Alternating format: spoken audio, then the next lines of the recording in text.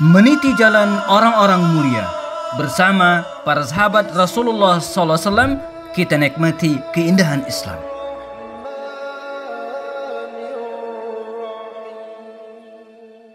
Assalamualaikum warahmatullahi wabarakatuh.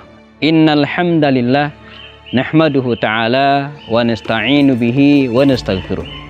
Asyhadu an la ilaha illallah, asyhadu anna Muhammadan abduhu wa rasuluh. Teman-teman sekalian, saya akan menceritakan salah satu kisah di antara kisah-kisah sahabat Rasulullah SAW. Teman-teman tebak siapakah sahabat Nabi yang saya ceritakan ini ya. Yang sudah bisa menebak, silakan tulis di kolom komentar ya. Sahabat Rasulullah ini adalah seorang putra tokoh terkenal di Makkah, Suhail bin Amr. Ayahnya dikenal dengan Khatibu Quraisy, ya, orator Quraisy. Dan memang tepat, karena dia adalah seorang orator Quraisy, seorang penyair dengan kata-kata yang indah, dengan kalimat-kalimat yang menggugah, ya. Dia mengumandangkan orasi-orasinya. Nah, Suhail bin Amr ini sangat berharap kepada anaknya, terutama ada dua anak laki-lakinya waktu itu, untuk mewarisi ayahnya ini. Namun dia kecewa karena ketika Rasulullah SAW menerima wahyu dan tokoh-tokoh Quraisy sebagian menolak risalah Rasulullah SAW, justru dua anaknya ini memeluk Islam. Awalnya mereka masuk Islam secara diam-diam, namun pada akhirnya ketahuan. Maka mereka sempat dipenjara, disiksa, diberikan hukuman oleh ayahnya. Dan demikianlah akhirnya waktu bergulir, teman-teman sekalian. Rasulullah SAW hijrah dari Makkah menuju ke Madinah Al-Munawwarah. Saudara dari tokoh yang sedang kita ceritakan ini, yaitu Abdullah bin Suhail bin Amr, berhasil keluar dari rumahnya dan kemudian hijrah ke Madinah Al-Munawwarah. Ketika hijrah ke Madinah Al-Munawwarah, Abdullah bin Suhail sempat ikut berperang bersama Rasul, dan ayahnya Suhail bin Amr tertangkap dalam perang Badar tersebut. Kita sudah ceritakan tentang kisah Suhail bin Amr ini ya. Dan waktu pun bergulir, terjadilah perang Uhud. Abdullah bin Suhail ikut serta, tapi tokoh yang sedang kita bicarakan ini terpenjara di Makkah Al-Mukarramah, tidak bisa kemana-mana. Dan memang secara karakter Abdullah itu lebih tegas, lebih berani daripada saudaranya ini ya. Nah, sampai pada akhirnya ketika masuk tahun ke-6 Hijriah, di penghujung tahun ke-6 Hijriah, di bulan Zulhijjah, terjadi peristiwa penting, yaitu Rasulullah ingin ke Makkah untuk melaksanakan umrah. Namun mereka terhalang dan terjadilah perjanjian Hudaybiyah antara Rasulullah dan ayahnya ini, yaitu Suhail bin Amr. 4 poin mereka sepakati. Pertama, gencatan senjata antara kaum muslimin dan kafir Quraisy selama 10 tahun. Yang kedua, Rasulullah dan kaum muslimin harus menunda umrah sehingga tahun depan. Dan yang ketiga, siapapun boleh berkoalisi dengan Rasulullah dan juga boleh berkoalisi atau dengan kafir Quraisy.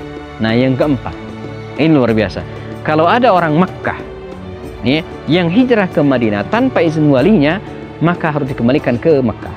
Dan sebaliknya, kalau ada orang Madinah yang hijrah pindah ke Makkah tanpa seizin walinya, maka dia harus ditahan di Makkah. Ini akal bulus dari Suhail bin Amr yang ingin mengelabui Rasulullah dan kaum muslimin. Dan yang menariknya, Rasulullah SAW setuju dengan perjanjian tersebut dan beliau tanda tangani, kalau bahasa kita hari ini deal selesai. Namun tidak lama setelah itu ternyata tokoh yang sedang kita bicarakan ini, yaitu Abu Jandal. Teman-teman sudah tahu namanya. Abu Jandal bin Suhail bin Amr ini ternyata berhasil melarikan diri dari Mekah. Dia kabur ke Madinah Al-Munawwarah. Dan sesuai dengan perjanjian Hudaybiyah yang ditandatangani oleh ayahnya, kalau ada orang Mekah kabur, pindah, hijrah ke Madinah Al-Munawwarah, maka dia harus dibalikin. Rasulullah tepat janji. Maka dia mengembalikan Abu Jandal ini, teman-teman, ke Makkah Al-Mukarramah. Dan yang seperti ini banyak. Ya, anak-anak muda seperti ini banyak. Mereka kabur melarikan diri dari Mekah dan orang tua mereka cenderung membiarkan. Toh nanti akan dibalikan lagi gitu ya. Di sini mereka merasa memenangkan perjanjian dan mengelabui Rasulullah. Tapi Allah, Rasulnya punya skenario yang lebih besar dari itu. Ya. Orang-orang anak muda seperti Abu Jandal yang melarikan diri dari Mekah ke Madinah dan kemudian dibalikan lagi ini seperti ini banyak. Ada 70 atau 80 orang. Banyak ya. Apa yang mereka lakukan teman-teman sekalian? Ya, dengan sangat terpaksa, ya, mereka awalnya hijrah ke Madinah dan kemudian dibalikin. Nah, ketika dikembalikan ini, mereka bukannya balik ke Mekah, tapi bergerombol, bikin geng sendiri. Ini sebuah pinggiran pantai, disebut dengan Saiful Bahri pada waktu itu ya. Mereka ngegeng di tempat ini. Lalu apa yang mereka lakukan? Mereka bikin gara-gara gitu ya. Ya, mereka menghadang kafilah dagang Quraisy yang akan berangkat ke Syam dan sekitarnya, dan kemudian bikin ngerecokin orang-orang Makkah, ya, kafir Quraisy Makkah yang akan melakukan aktivitas ke Syam dan seterusnya. Nah, Suhail dan kawan-kawan tokoh-tokoh Makkah protes ke Rasulullah, ya Muhammad, Anda melanggar perjanjian. Bukankah sesuai dengan perjanjian orang-orang yang hijrah ke Madinah Anda harus balikin? Kata Rasul, bukan salah saya. Saya sudah mengembalikan mereka, bahwa mereka tidak membalik ke Mekah dan kemudian malah pindah ke tempat itu bukan urusan saya, kata Rasul. Kira-kira demikian. Wa ana bari'un, dan saya tidak bertanggung jawab terhadap apa yang mereka lakukan. Nah, maka dalam sebuah teori perjuangan peperangan, teman sekalian ya, bisa jadi dalam suatu kondisi ya, ada sebuah kelompok yang lepas kontrol dan kita tidak bertanggung jawab. Rasul dalam hal ini walaupun menguntungkan Rasulullah, tapi Nabi tidak tanggung jawab. Saya tidak bertanggung jawab terhadap apa yang dilakukan oleh Abu Basir dan Abu Jandal dan kawan-kawan yang lainnya. Ya. Nah, ini makar orang-orang Quraisy. Ya, awalnya, tapi ingat, wa makaru makrullah wallah khairul makirin. Mereka berusaha untuk melakukan tipu daya, tapi Allah Subhanahu wa taala adalah ya sebaik-baik pembuat tipu daya. Tipu daya mereka dibalas oleh Allah SWT, sehingga orang-orang kafir Quraisy kelimpungan ya, dan mereka meminta kepada Rasulullah untuk mendelete ya, poin perjanjian yang keempat. Artinya tidak lagi. Nah, apa yang kemudian terjadi setelah peraturan itu didelete? Apa yang dilakukan oleh Abu Jandal dan kawan-kawan? Kita akan bahas setelah yang berikut ini. Tetap bersama kami di program Orang-orang Mulia di Sekitar Rasulullah SAW.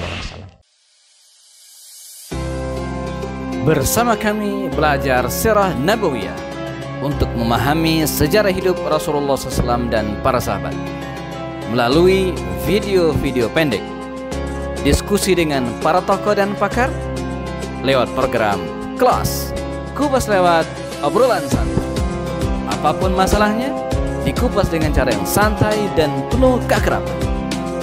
Bersama kami juga menelaah kitab-kitab induk dan referensi terpercaya, menelisik hikmah, merangkai makna, lalu menuangkannya dalam karya tulis. Abu Jandal, Abu Basir, dan tokoh-tokoh yang lainnya, anak-anak muda, mereka tidak kembali ke Mekah, tapi bergerombol di sebuah tempat namanya Saiful Bahri. Kerjaan mereka menghalangi orang-orang kafir Quraisy dan kadang menempuh mara bahaya. Akhirnya kafir Quraisy memutuskan ya, untuk mendelete peraturan ini, dan Nabi pun setuju. Maka Rasulullah segera mengirimkan surat dari Madinah Al-Munawwarah ke Abu Basir, Abu Jandal dan kawan-kawan agar meminta mereka untuk kembali ke Madinah, bahwa peraturan perjanjian dengan kafir Quraisy sudah tidak ada lagi. Mereka bebas kembali ke Madinah Al-Munawwarah. Ini kabar gembira yang luar biasa. Namun sayang teman-teman sekalian, persis ketika surat Rasulullah tiba di tempat mereka, pimpinan mereka yaitu Abu Basir namanya telah meninggal dunia dalam sebuah peperangan kecil waktu itu. Sementara Abu Jandal dan kawan-kawan bisa kembali ke Madinah Al-Munawwarah, bergabung dengan Rasulullah SAW dengan penuh kenyamanan dan kedamaian, sampai kemudian ya, terjadilah Fathu Makkah. Ya, Rasulullah berangkat bersama dengan 10.000 tentara menuju ke Makkah Mukarramah. Makkah pun tunduk takluk. Ya, bagaimana dengan Suhail bin Amr? Ayahanda mereka kabur. Ya, ayahanda Suhail bin Amr melarikan diri. Maka oleh Abu Jandal dan kakaknya Abdullah, mereka segera mencari ayah mereka dan ketemu suatu tempat. Mereka mengatakan, wahai ayahanda, ya abati, ya, kami akan ajak anda ketemu Muhammad. Kata Suhail, tidak, dosaku sangat besar, kesalahanku sangat luar biasa ya. Tidak mungkin Muhammad mengampuni saya. Tidak, kami yang menjadi jaminan. Maka Abu Jandal dan saudaranya Abdullah ini segera berangkat menemui Rasulullah sambil menuntun ayahanda mereka. Dengan izin Allah, maka dan kelembutan Rasulullah, dimaafkanlah kesalahan Suhail bin Amr ini dan diampunkan dosanya, dia pun memeluk Islam. Waktu terus bergulir, teman sekalian, sampai kemudian Abdullah bin Suhail meninggal dunia dalam sebuah peperangan, ya perang Yarmuk kalau tidak salah, ya syahid. Adapun Abu Jandal diberikan kesehatan oleh Allah SWT, ya, sampai masa pemerintahan Sayyidina Umar bin Khattab di tahun ke-17 atau ke-18 Hijriah, ketika wilayah Syam dilanda musibah ganas, ya, wabah ta'un yang menelan korban lebih dari 25.000 kaum muslimin, termasuk tokoh-tokoh, dan qadarullah, ya, Abu Jandal ini meninggal dunia dalam peristiwa tersebut. Ada juga mengatakan ayahanda juga meninggal pada peristiwa tersebut, ya. Sebuah perjuangan yang luar biasa, sebuah keteladanan yang luar biasa dari seorang Abu Jandal bin Suhail bin Amr, ya, seorang anak muda yang juga tokoh, ya, pada waktu itu, ya. Semoga kita bisa meneladani mereka dalam hal semangat membela Islam, dalam hal mempertahankan keyakinan, dan Allah SWT memberikan keberkahan kepada kita semua. Kita bertemu lagi pada sesi berikutnya bersama saya Happy Adi Mustafa. Assalamualaikum warahmatullahi wabarakatuh.